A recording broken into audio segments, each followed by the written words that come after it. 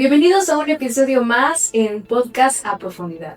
Yo soy Citlali Tepale y en esta ocasión nos encontramos con Nico Blano. ¿Cómo te encuentras el día de hoy? Hola, pues muchas gracias, muy agradecido, muy contento.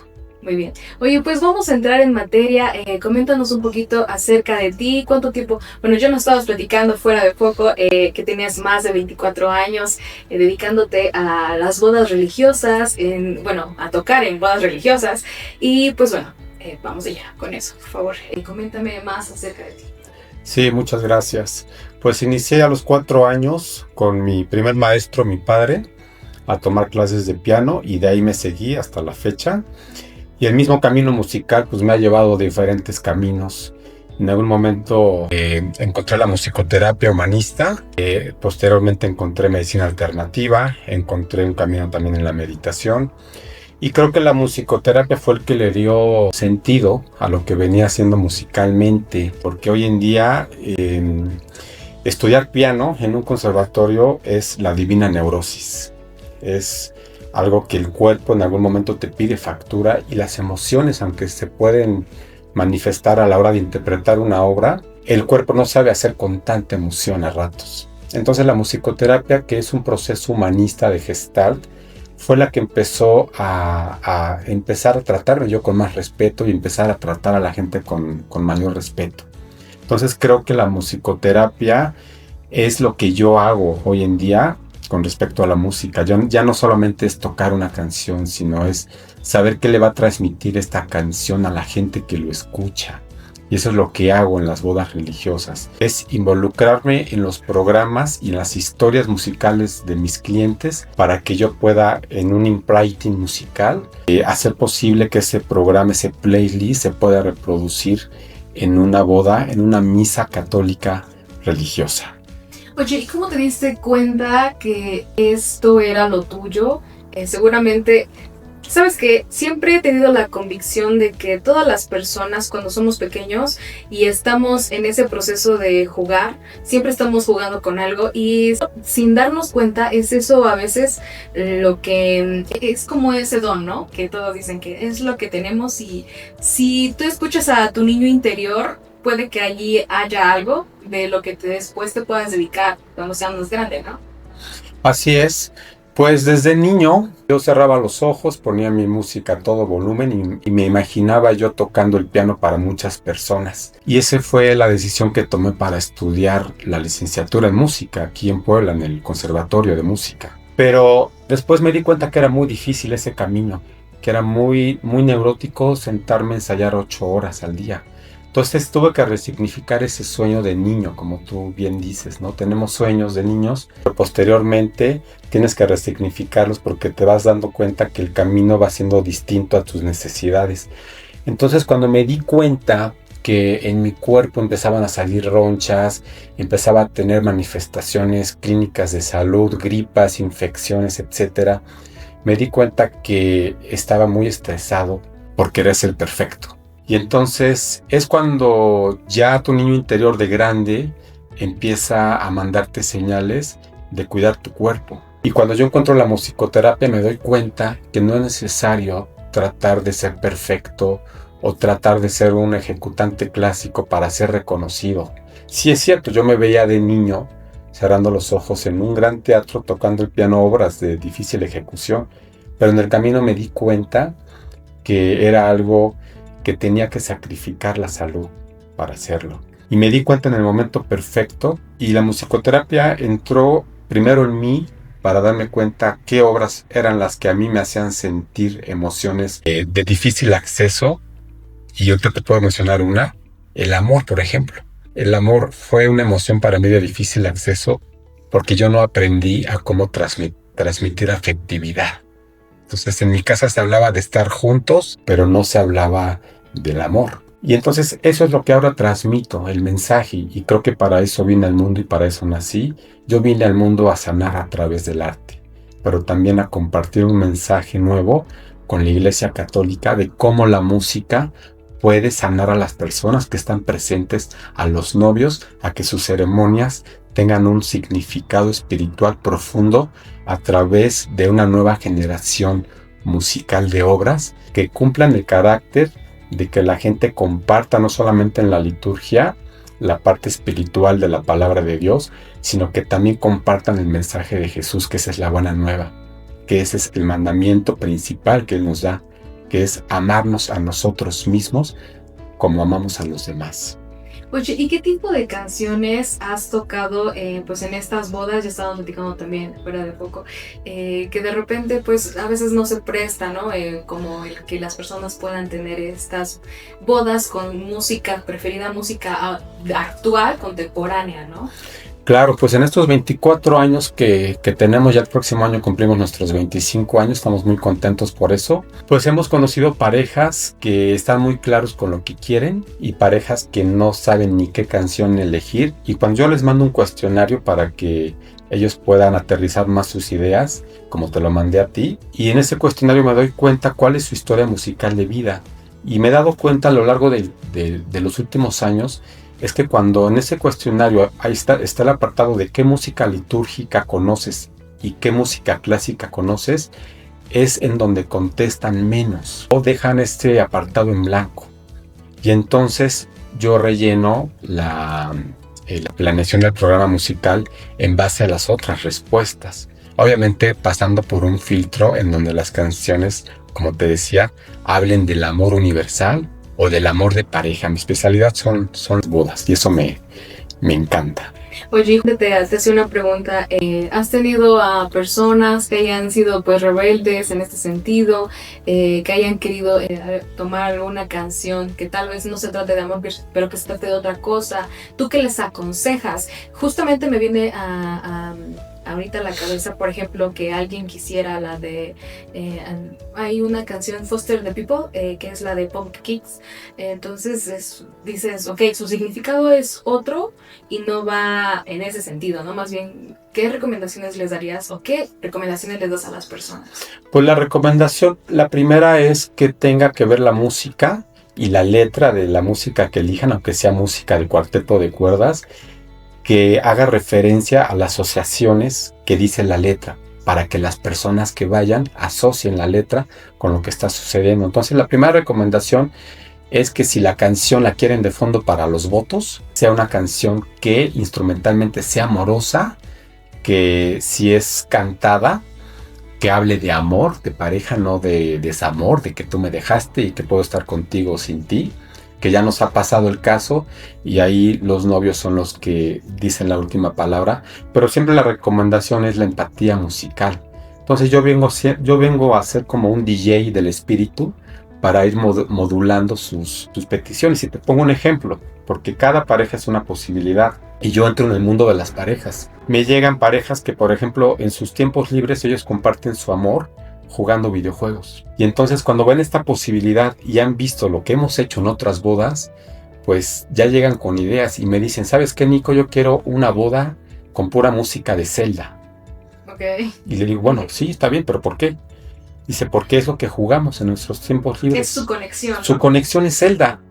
Entonces yo nunca he jugado Zelda de los últimos videojuegos, porque sí era fan de Zelda, pero cuando yo recibo su repertorio y lo escucho y lo empiezo a aterrizar, me doy cuenta que Zelda es un videojuego de amor, de salvar una princesa por amor.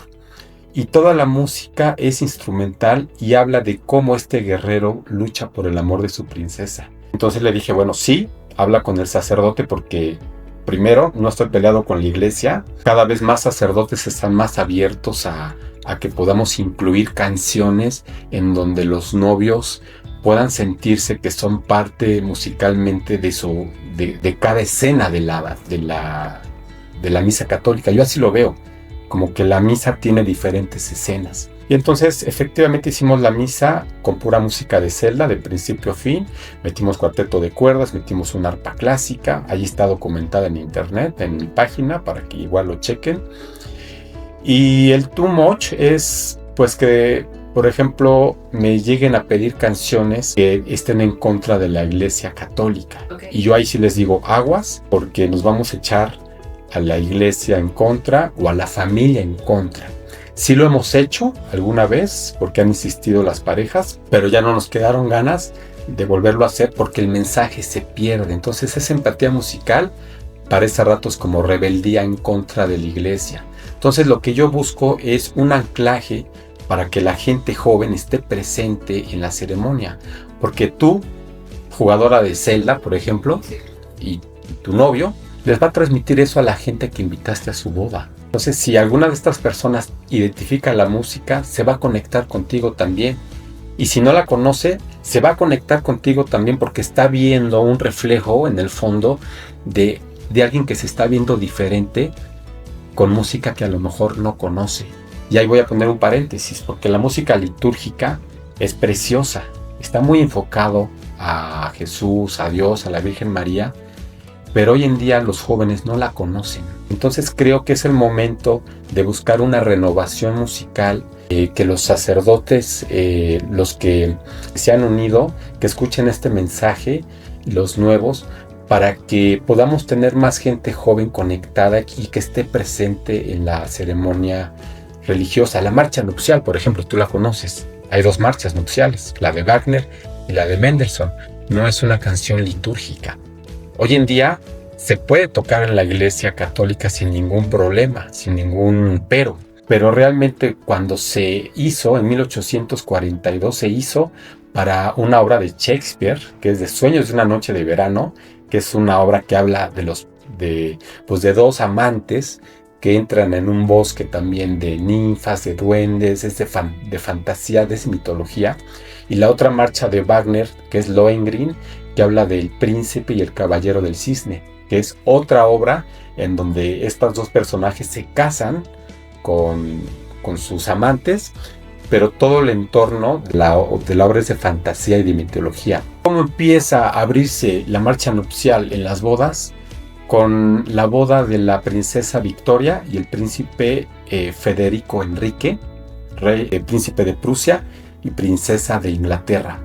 Entonces la novia, la princesa Victoria, ella había escuchado la obra porque se estrenó 8 años antes y le gustó tanto que quiso la marcha nupcial de Wagner en su entrada, y en la salida quiso la marcha nupcial de Mendelssohn en la salida. Los 2 contemporáneos, los 2 alemanes, y a partir de esa boda aristocrática, estas 2 obras se empiezan a inmortalizar porque no se conocían. Y entonces hasta hoy en día se tocan, aunque no sean canciones que representen la Iglesia Católica.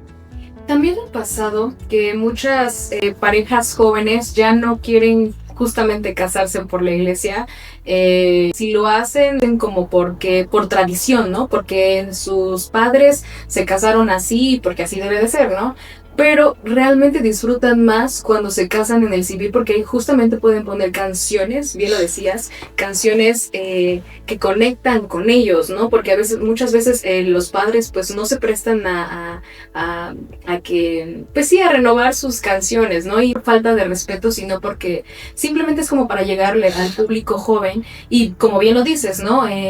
Con amor, ¿no? Porque también si tú pierdes ese mensaje, justamente me decías, ¿no? Que es como pues sí, como tu banderita de estar ahí con todos diciendo que el amor es, y es cierto, fielmente también creo que el amor es algo que a todos nos puede cambiar, ¿no?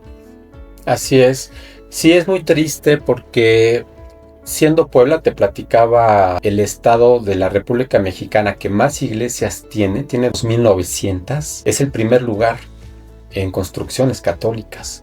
Es triste que, como no ha habido esta aceptación por muchas iglesias para que los matrimonios pues puedan empatizar con la música o inclusive puedan empatizar con los votos. A mí me ha tocado ver sacerdotes cómo regañan a los novios en su plena boda.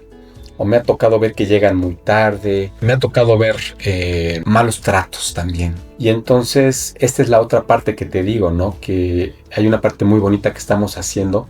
Pero cuando yo empecé, hubo una que me tocó ver, porque yo empecé de abajo, en donde yo tenía que sujetarme a que teníamos que entrar con la música que el padre quería. Por ejemplo, qué alegría cuando me dijeron. Y es una canción de una misa de domingo litúrgica para que el pueblo participe. Pero tú desde niña, como dices, ya traes sueños. Tú perfectamente desde niña sabías si querías entrar con la marcha nupcial o no querías entrar con la marcha nupcial. Eso lo tienen muy claro las mujeres hoy en día. Y entonces cuando en la iglesia empiezan a bloquear sus sueños por, por una filosofía o por una liturgia muy llevada, yo diría, muy tajantemente, entonces lo que va sucediendo es que cada vez menos personas deciden casarse dentro de una iglesia.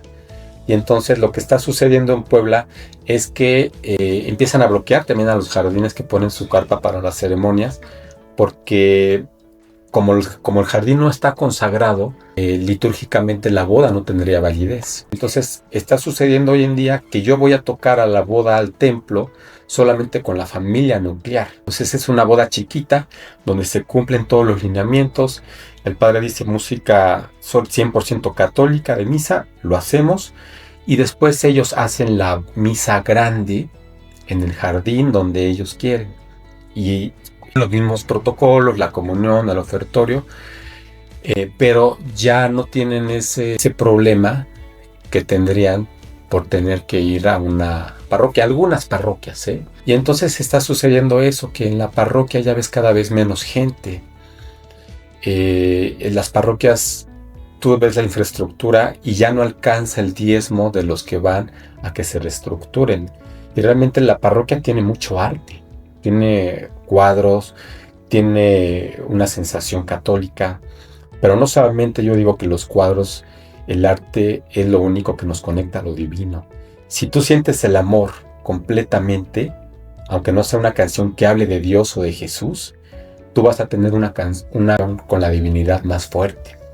Tan solo en la consagración, que es cuando toda la gente se hinca, y es la parte más importante de la iglesia, de la misa, donde Jesús está diciendo las palabras de la última cena. Y tú pones una canción de fondo en la consagración, cuando el Padre está diciendo las palabras de Jesús de la última cena, una canción espiritualmente litúrgica pero clásica, ahí yo no pondría nada moderno. Entonces la gente hincada va a tener una conexión profunda con las palabras de Jesús. A mí me ha tocado ver a la gente quebrada con canciones que los hace conectar con su espiritualidad porque la música los ancla. Y en ese momento la gente tiene una gran revelación y tiene una gran manifestación.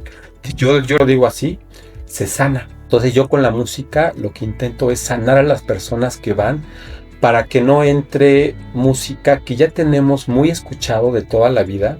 Y como la tenemos muy escuchada, como te decía, la mente y la psique entran en un proceso mecánico en donde las emociones se pierden. Entonces si yo te digo mucho tiempo te amo, te amo, te amo, te amo, te amo como pareja, pasan 15 años te amo, yo ya no lo siento porque se vuelve mecánico. Pero si voy a ver una película de amor contigo 15 años después y la música de la película cumple una función en donde las escenas de amor se potencializan, tú vas a volver a sentir el amor de tu pareja. Y a lo mejor no te dice te amo, lo dice de otra manera, pero la música te movió para que tú pudieras tener otra conexión con tu pareja. Necesitamos movernos de los lugares en donde estamos muy estructurados y la música cumple ese propósito en la ceremonia religiosa. Sabes que ahora que también yo lo pienso, a lo largo de la historia, creo que también en el amor, el amor se ha ido como reestructurando, ¿no? Que es, definimos lo que es el amor ya, ¿no? Y ya viene como más de esto de amarse uno mismo, de que si no te amas a ti, no puedes amar a a otra persona, y eso es cierto, ¿no? Pero antes yo creo que también se daba como que el amor era obediente, ¿no? Porque muchas veces y tú lo sabes, había princesas que eran obligadas a casarse, ¿no? Y era por este convenio de reinos, ¿no? Y pues también ahí viene como de esta estructura y justamente también yo creo que viene pues pues ¿cómo se dice? Como las reglas de la iglesia, ¿no? Porque también ellos casaban a las reinas, entonces también se viene como arrastrando toda esta cultura, ¿no? Y sí, considero que también se debería de tener como esta pauta a abrirse un poco más y pues como lo dices, no en el sentido de rebeldía, sino más conectar con las personas, porque eso es demasiado importante. Creo que también la música y está científicamente comprobado que ahora la música que nos pega más a nosotros es la que tiene repeticiones, ¿no? Porque nuestro cerebro actúa de esa forma y se educa así, ¿no? Con repeticiones, y por eso las canciones de reggaetón pegan tanto, porque tienen esa forma de repetir, ¿no? O sea, esos compases tan repetitivos son adictivos para nosotros, ¿no? Sí, claro, así es. Y te voy a decir algo, la música va más evolucionada que el ser humano. La música siempre va un escalón arriba, entonces la música es la que lo evoluciona. Entonces ahorita se está habiendo una gran liberación sexual en la sociedad. Se está abriendo a esa parte donde antes, como tú decías, había tabús. Entonces el reggaetón, toda esa música que mucha sociedad, por ejemplo, desecha porque se le hace corriente, ¿qué está haciendo el reggaetón? Está evolucionando a la sexualidad. ¿Por qué? Porque pega en la pelvis. El ritmo del reggaetón pega en la pelvis. Y entonces cuando tú lo bailas, liberas la pelvis. En mi entrenamiento como psicoterapeuta, de a tiro por viaje teníamos que liberar la pelvis de todos los pacientes, porque se crea una coraza, y esta coraza que se crea impide la conexión corazón-pelvis. Entonces, hay muchos problemas en la actualidad de parejas en donde hacen el amor sin que esté conectado el corazón. O al revés, está muy conectado el corazón, pero la parte sexual está con problemas, con deficiencias. Entonces, esto es lo que hace la música, va evolucionando a la sociedad, como la música de Mozart, que no fue reconocida en sus tiempos, hasta 100 años después. Y Mozart es, hasta hoy en día, el músico más inmortalizado de la historia. Su música hoy en día se les ha encontrado efectos medicinales en pacientes. Mozart tuvo un periodo prenatal precioso, su mamá era cantante, entonces le cantaba a las nanas, su papá era un gran violinista. Entonces en la música de Mozart se han encontrado las nanas de mamá en algunas partes escritas, que cuando tú usas la música de Mozart en el desarrollo cognitivo de un niño, hace que avance. Y hoy en día clínicas en Europa le están usando como el método Tomatis. Entonces mi mensaje es que debemos evolucionar con la música. No debemos tener resistencias porque la música ya nos está marcando la tendencia hacia donde vamos. Y yo lo que quiero es que más gente vaya a las iglesias, a las parroquias, que los jóvenes se acercan. Creo que te lo platiqué.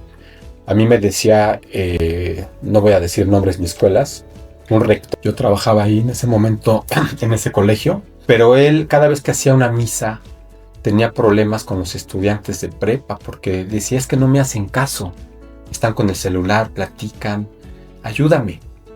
Y le dije, ok, te voy a ayudar, solamente no me digas por qué elijo ciertas canciones. Entonces entre los dos elegíamos canciones. El Señor ten piedad ya no era Señor ten piedad, era una canción que hablaba sobre la piedad hacia la espiritualidad. El Cordero de Dios ya no era Cordero de Dios, era una canción de acción de paz hacia yo querer darte un abrazo, porque ese es el momento más social de la misa.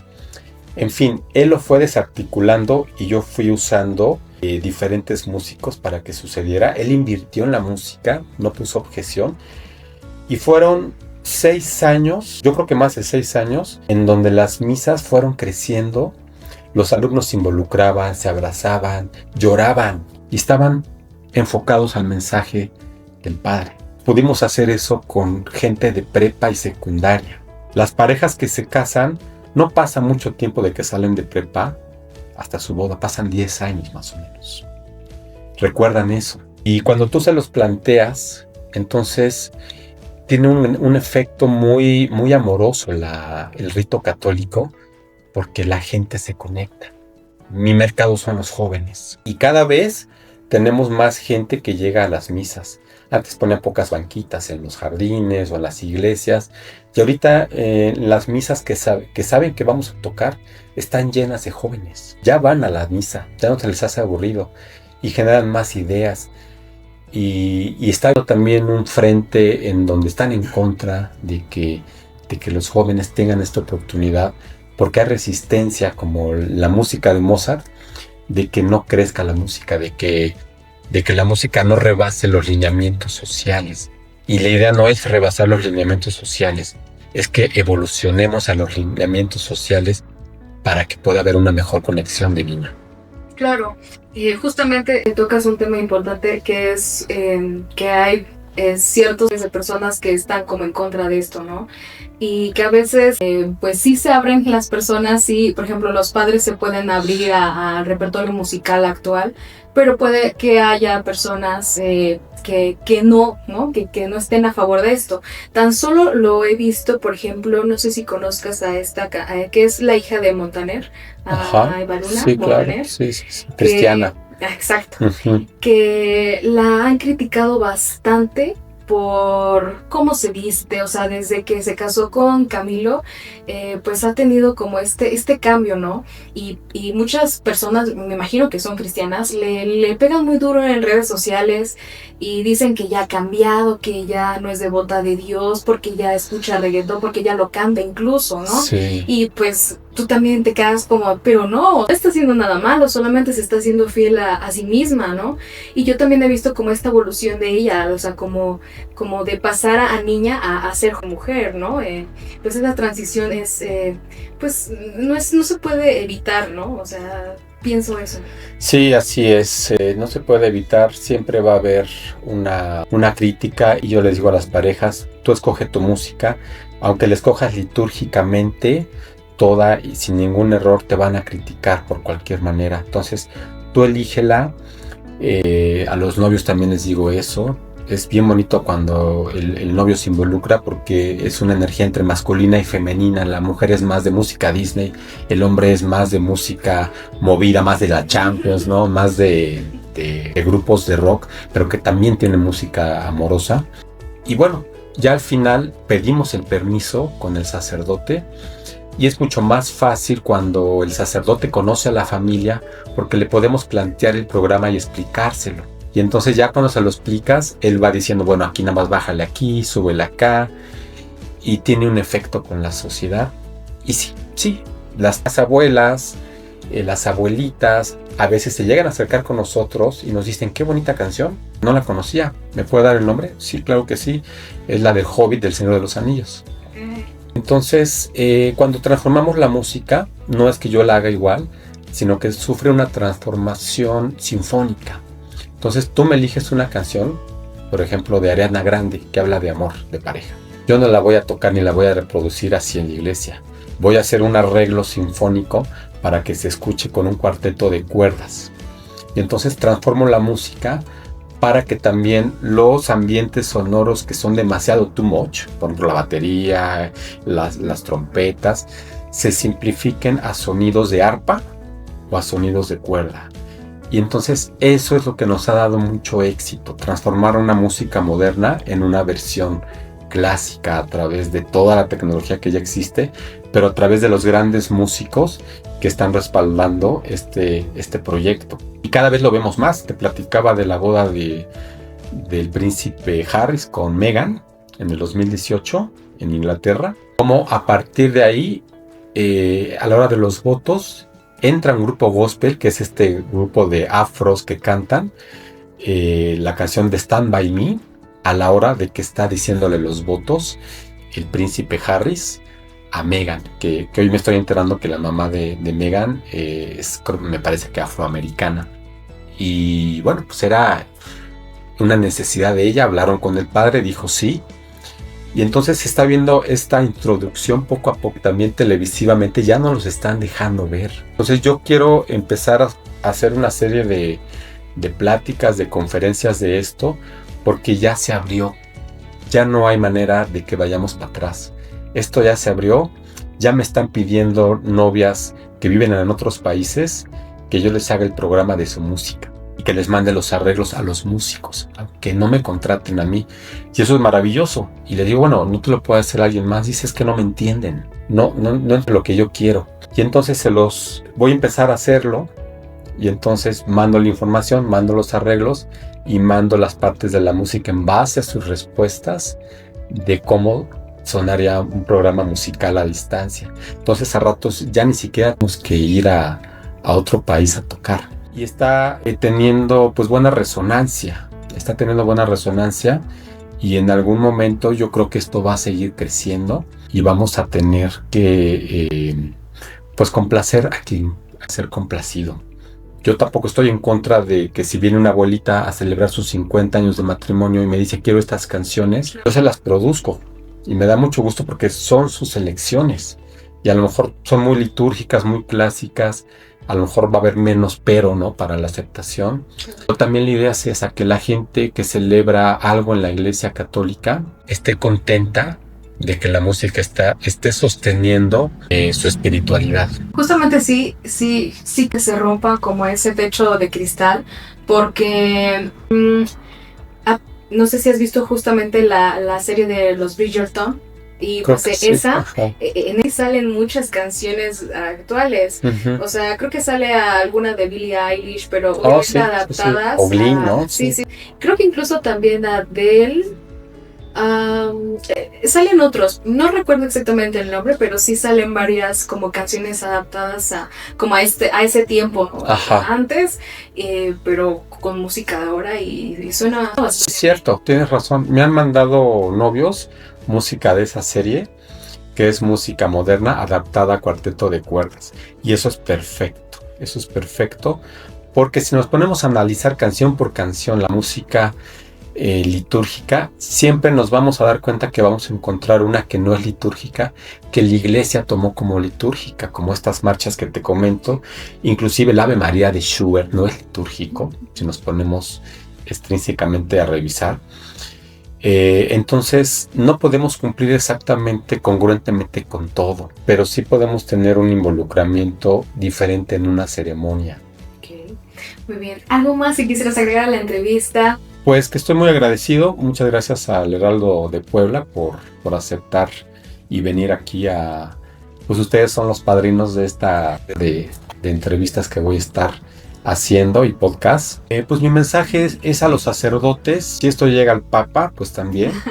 Mi mensaje es que sean abiertos a la nueva música y que a través de la música podemos captar nuevamente a la gente que quizás se ha ido. Y que a través de la música podemos captar nuevamente la presencia de Jesús en el corazón de las personas, porque justamente el mensaje de Jesús es el amor. Si no hay amor y hay reglas, protocolos, entonces la espiritualidad no va a estar presente. Entonces ese es mi mensaje, que podamos como sacerdotes abrirnos y que tengan confianza en mí, en lo que quiero que a partir de hoy se crezca no solamente en Puebla, porque este movimiento tuvo que haber surgido en Puebla, por lo que te comento de cuántos templos hay, sino que este mensaje se comparte y crezca en todo el mundo. Muy bien. Tus redes sociales, por favor, para las personas. Mis redes sociales de Instagram es Nico Blano, así tal cual, ese es el nombre de mi empresa. Y mail es blano@gmail.com. Listo. Pues muchas gracias a todos los que nos escuchan, muchas gracias. Gracias por el espacio y pues nos estamos viendo próximamente en otra entrevista. ¿Por qué no? Claro que sí, claro que sí. Muchas gracias a todos.